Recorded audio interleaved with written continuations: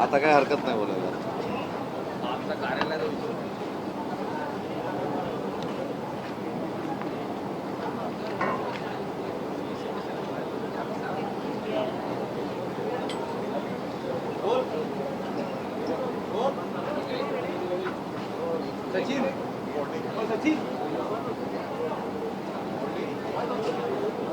सुरू.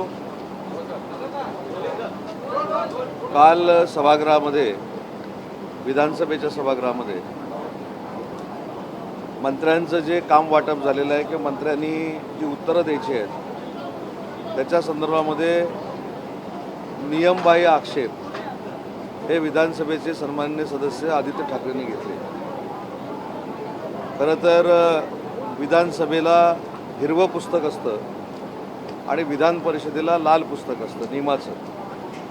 सभागृहामध्ये येताना ते जर आपण वाचलं तर त्यातले नियम काय आहेत, विधानसभेच्या अध्यक्षांना अधिकार काय आहेत, मुख्यमंत्री महोदयांना अधिकार काय आहेत, हे त्याच्यामध्ये स्पष्ट पद्धतीनं लिहिलेलं आहे.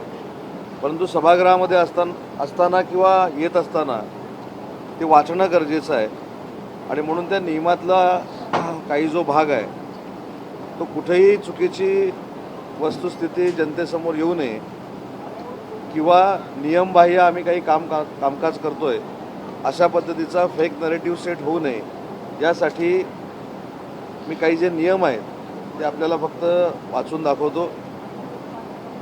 आपल्या नियमामध्ये सामूहिक जबाबदारीचे तत्व कलम 164 आहे.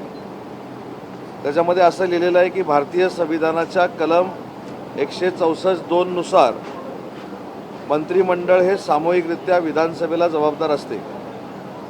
सरकार ही एक संघ संस्था आहे, त्यामुळे मुख्यमंत्र्यांच्या संमतीने आणि अध्यक्षांच्या परवानगीने कोणत्याही मंत्री सरकारच्या वतीनं उत्तर देऊ शकतो, हे त्या नियमामध्ये तरतूद केलेली आहे.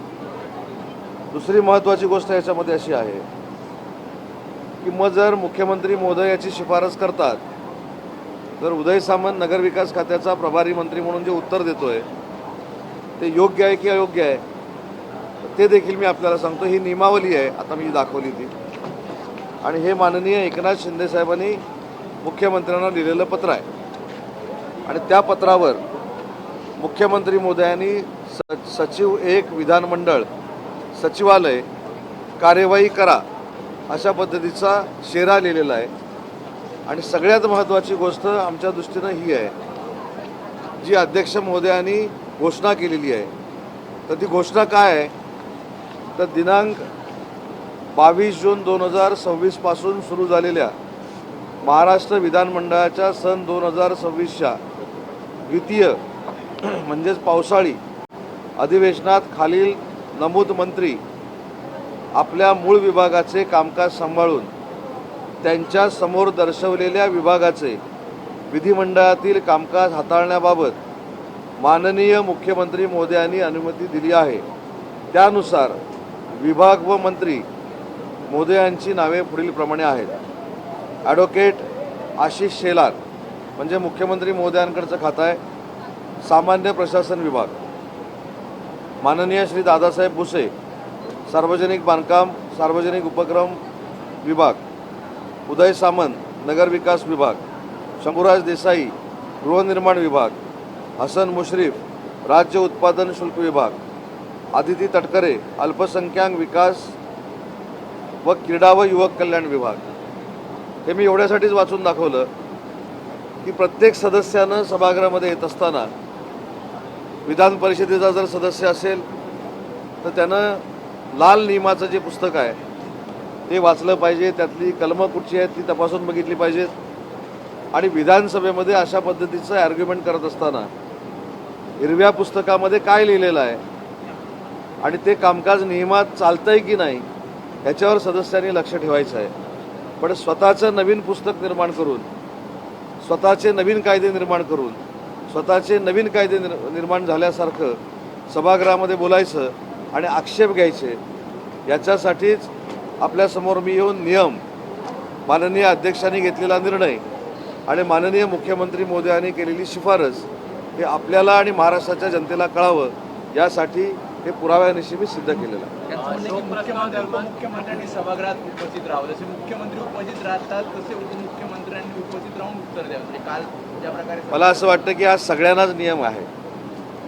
मी 2004ला ज्यावेळी विधानसभेचा पहिल्यांदा आमदार झालो त्यावेळी विधानसभेतलं कामकाज कसं होतं हे बघण्यासाठी मी सभागृह सुरू झाल्यापासून सभागृह संपेपर्यंत बसायचो. त्यावेळी राज्याचे मुख्यमंत्री विलासराव देशमुख साहेब होते, आर पाटील साहेब उपमुख्यमंत्री होते, समोर नारायण राणे साहेब विरोधी पक्षनेते होते आणि त्याच्या बाजूला गोपीनाथ मुंडे साहेब हे भाजपाचे गटनेते म्हणून त्या ठिकाणी मार्गदर्शन करायचे. मला असं वाटतं की ही जी टीम होती 2004ची ही बघत बघतच आम्ही राजकारणामध्ये मोठे झालो. परंतु आम्ही सभागृहामध्ये बसलो. मुख्यमंत्री महोदयांना अनेक बैठका असतात, उपमुख्यमंत्री महोदयांना देखील अनेक बैठका असतात, परंतु आवश्यकतेनुसार मुख्यमंत्री आणि उपमुख्यमंत्री हे दोन्ही सभागृहामध्ये असतात. हे मला सांगण्याची आवश्यकता नाही, तुम्ही स्वतः बघितलेलं आहे. त्याच्यामुळं राजकीय विषय सभागृहामध्ये मांडणं हे कदाचित टीका टिप्पणी मी समजू शकतो, पण माननीय एकनाथ शिंदे साहेबांना नाहक टार्गेट करून काहीतरी वेगळ्या पद्धतीचं नियमबाह्य कामकाज उपमुख्यमंत्री एकनाथ शिंदे साहेब करून घेत आहेत. अशा पद्धतीचा आविर्भाव निर्माण करणं म्हणजे जी 2 पुस्तकाचा मी उल्लेख केला आहे त्याचा अभ्यास न करणं. ज्या प्रकारे विधानसभा अध्यक्षांनी जे काही प्रस्ताव मांडला त्याच्यावर राज ठाकरेंनी पोस्ट केली. त्यांचं म्हणणं आहे की मराठी भाषेचा शोक प्रस्ताव एक प्रकारे त्यांनी मांडला. ज्या प्रकारे मराठी बोलताना त्यांनी चुका केल्या. आपण मराठी भाषा मंत्री आहात, त्या संदर्भात तुम्ही काही अध्यक्षांना भेटणार आहात का किंवा नाही? अध्यक्ष हे विधिमंडळातील सर्वोच्च पद आहे. मी देखील सोशल मीडियावर ते बघितलेलं आहे. काही ठिकाणी ज्यावेळी सभागृहाचं कामकाज किंवा काही गोष्टी वाचताना हे आपल्या देखील चुका होत असतात. त्याचं एवढं मोठं राजकीय भांडवल करण्याची काही आवश्यकता नाही, परंतु चुका होऊ नये याची दक्षता आम्ही घेऊ.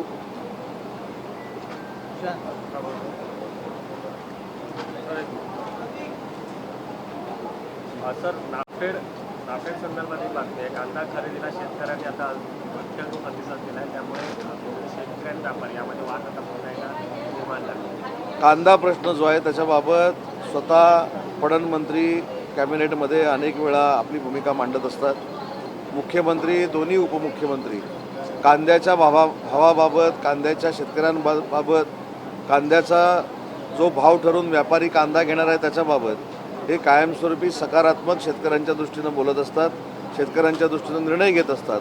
परंतु व्यापारी आणि कांदा उत्पादक शेतकरी याच्यामध्ये जर काय कॉन्ट्रोवर्शियल सिच्युएशन निर्माण झाली असेल तर स्वतः त्या विभागाचे मंत्री त्याच्यामध्ये लक्ष घालतील. माननीय मुख्यमंत्री आणि उपमुख्यमंत्री देखील शेतकऱ्यांच्या मागं ठामपणाने उभे आहेत आणि ते देखील चांगल्या पद्धतीचा निर्णय घेतील. सर, काल रात्रीपासून पडणाऱ्या पावसामुळे अक्षरशः मुंबईची दारानं जोडलेली आहे. अनेक ठिकाणी सखल भागांमध्ये पाणी साचलेलं आहे. आता ठाकरे गट यावर टीका करू लागल्या. तुमच्यावर आम्ही असताना आमच्यावर टीका करणार आता अशा नैसर्गिक आपत्तीच्या वेळी किंवा पाऊस पडला हे कोण नाकारतंय का? कोणी नाकारत नाही.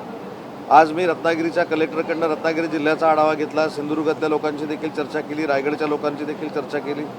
काही ठिकाणी नैसर्गिक आपत्तीमुळं काहीतरी डॅमेज होतं, परंतु त्याचं राजकीय भांडवल करण्यापेक्षा हा पाऊस जर तुमच्या डोळ्यासमोर होता तर मिठी नदीतल्या गाळ्यात पैसे कोणी खाल्ले? त्याच्यामुळं आम्हाला देखील बोलता येतं. मिठी नदीवर उपाययोजना ही वेळीच मुंबईच्या महानगरपालिकेनं तत्कालीन केली असती. ज्यांच्या हातामध्ये महानगरपालिका 25-30 वर्ष होती त्यांनी केली असती तर हा प्रश्नच मुंबईकरांच्या समोर उभा राहिला नसता.